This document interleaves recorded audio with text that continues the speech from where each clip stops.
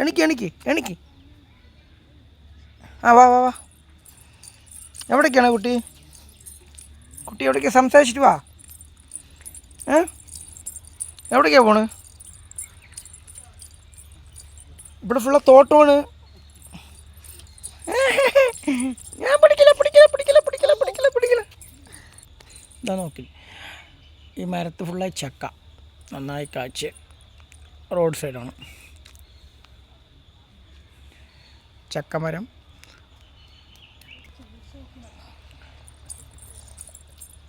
കുമാരമുത്ത് പറഞ്ഞുള്ള സ്ഥലമാണത്.